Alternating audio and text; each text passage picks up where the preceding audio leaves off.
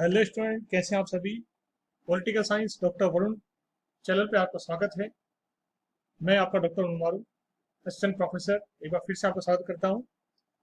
इस वीडियो में हम पढ़ेंगे यूपी टीएसएसटी का जो पेपर होने वाला है आपका।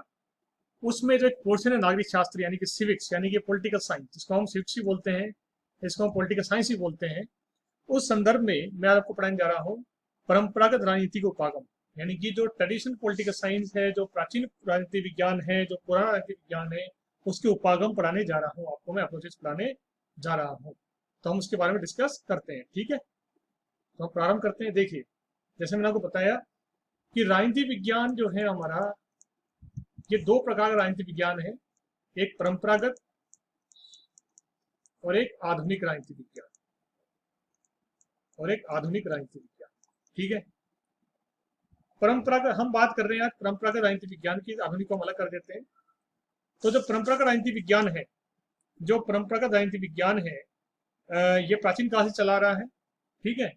और इसमें जो मुख्य विचारक हैं इसके, वो हैं प्लेटो, अरस्तु आदि। तो इस परंपरागत राजनीति विज्ञान के जो मुख्य उपागम है, उपागम मतलब क्या होता है? अप्रोचेस, मतलब पैटर्न ऑफ स्टडी, यानी कि अध्ययन का तरीका, अध्ययन का तरीका, पैटर्न ऑफ स्टडी, स्टडी करने का पैटर्न क्या होगा, उसे हम उपागम बोलते हैं।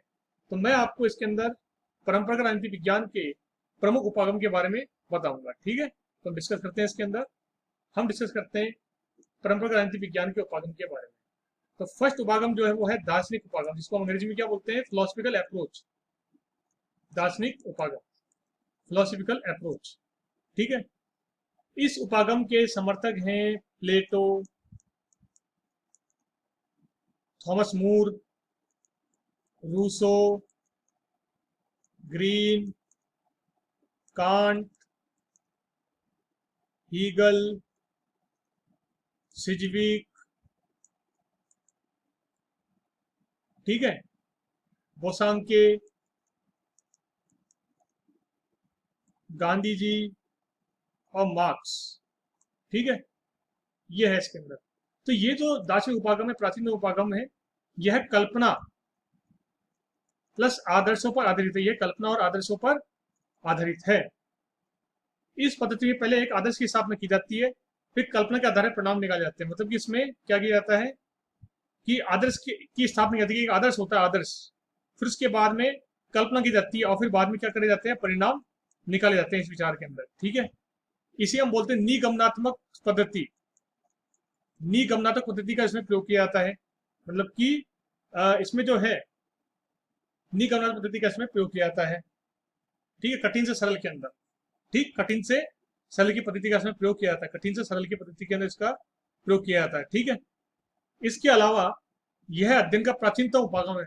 यह अध्ययन का प्राचीनतम उपागम है राजनीति विज्ञान का, सबसे पुराना उपागम यही है। और इसे नैतिक तत्व मूलक या चिंतन मूलक, तो इसमें चिंतन किया, चिंतन मूलक सिद्धांत भी इसको हम कह देते हैं, ठीक है। जैसे कि गांधी जी ने रामराज की कल्पना करी है, ठीक है। तो इसी प्रकार से और भी सिद्धांत है, तो इसलिए इसको हम बोलते हैं दार्शनिक उपागम बोलते हैं, इसको हम क्या बोलते हैं? फिलोसफिकल अप्रोच बोलते हैं, ठीक है। तो ये तो रहा प्रथम उपागम। अब बात करते हैं दूसरे उपागम की, जिसे हम बोलते हैं ऐतिहासिक उपागम, जिसको कि हम इंग्लिश में बोलते हैं हिस्टोरिकल अप्रोच। ऐतिहासिक उपागम या हिस्टोरिकल अप्रोच इसको हम बोलते हैं, ठीक है। इस उपागम के जो समर्थक हैं, मैकियावली है, मोंटेस्क्यू है, ठीक है, बर्क है, मूल रूप से बर्क ज्यादा समर्थक है इसके, ठीक है। और फ्रीमैन, फ्रीमैन इसके समर्थक है।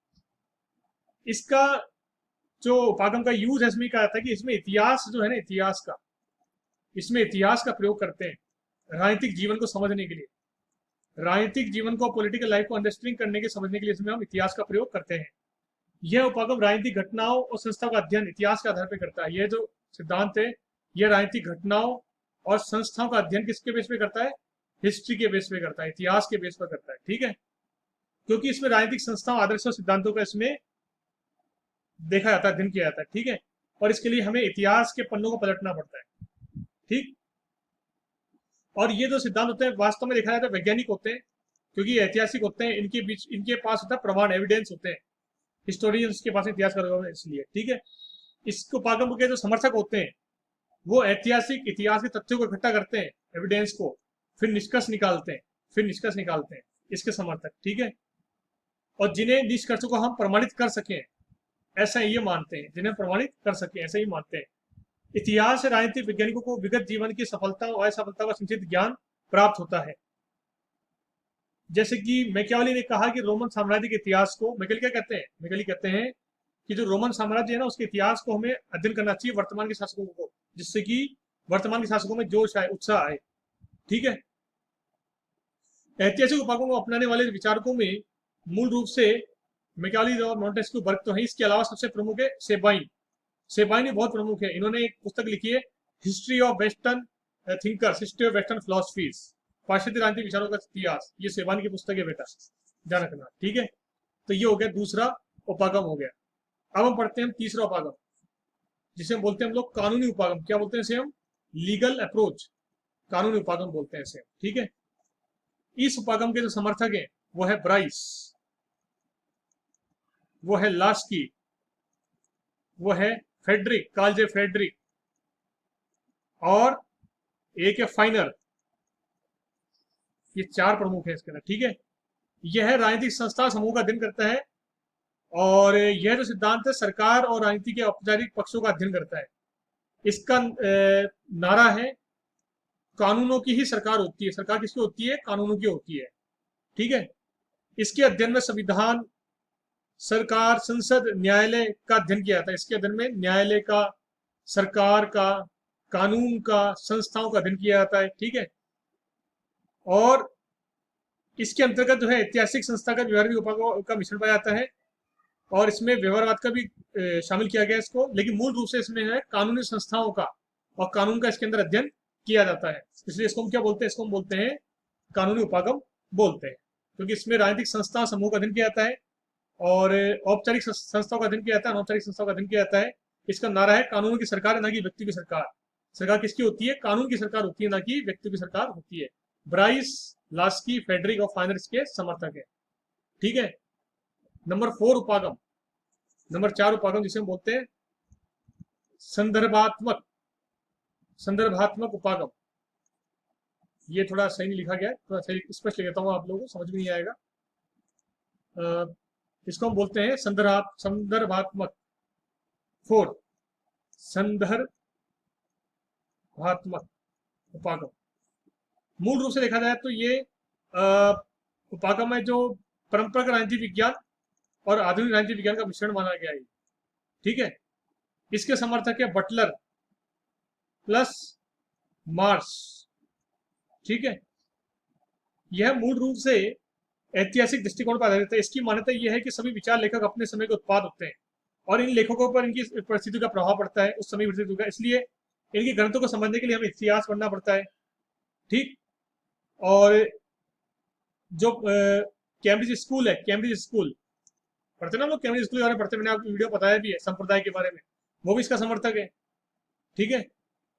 और ये जो सिद्धांत है मूल रूप से अनुभववाद का समर्थक है, यानी कि प्रत्यक्षवाद का, जो हमें दिख रहा है जीवन में वही सत्य है, यह प्रत्यक्षवाद का समर्थक है सिद्धांत। ये सिद्धांत जो है प्रत्यक्षवाद का समर्थक है, ठीक है ना। संदर्भवादी जो होते हैं इतिहास को पढ़ना आवश्यक मानते हैं, बोलते हैं हिस्ट्री के बेस पर ही हम एविडेंस इकट्ठे कर सकते हैं सिद्धांतों के, ठीक है। और तो ये हो गया उपागम नंबर 4।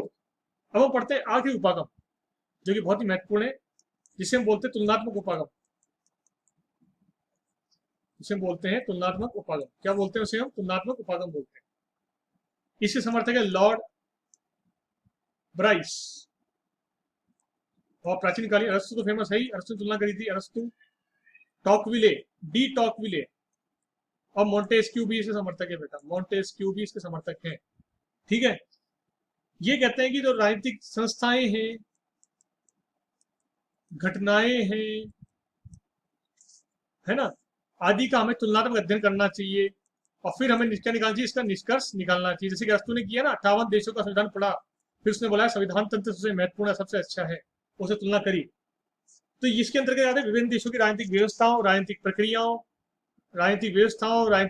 प्रक्रिया, पॉलिटिकल प्रोसेस, दार्शनिकों, उनके विचारकों का तुलनात्मक अध्ययन करते हैं। फिर उसके बाद में ठोस निष्कर्ष निकालते हैं, ठोस एविडेंस निकालते हैं। यह ऐतिहासिक दृष्टिकोण को भी अपना सहायक मानता है। इस दृष्टिकोण को सबसे पहले अरस्तू ने अपनाया, फिर मोंटेस्क्यू ने, फिर टॉकले ने, फिर ब्राइस ने अपनाया।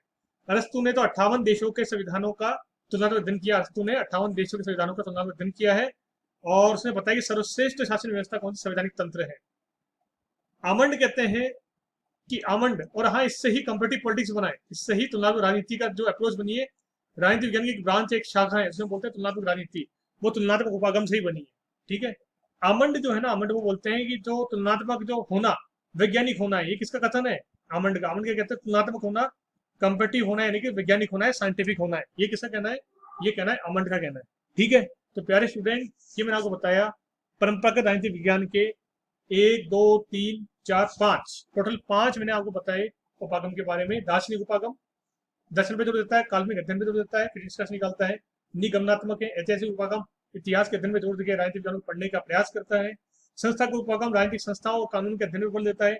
संदर्भात्मक उपागम जो है ऐतिहासिक परंपरागत राजनीतिक विज्ञान का समन्वय है, संदर्भ पे जोर देता है। और तुलनात्मक उपागम जो है वो कंपेटिटिव स्टडी पे जोर देता है, राजनीतिक संस्थाओं, प्रक्रियाओं, राजनीतिक जो सिद्धांत है उनके तुलना करता है, फिर बाद में उनका ठोस निष्कर्ष प्रस्तुत करता है। अरस्तु इसके संस्थापक है, अरस्तु इसके प्रवर्तक है मुख्य रूप से। ठीक है स्टूडेंट, तो ये मैंने आपको बताया, आपको जरूर इसमें हेल्प होगी इस वीडियो में।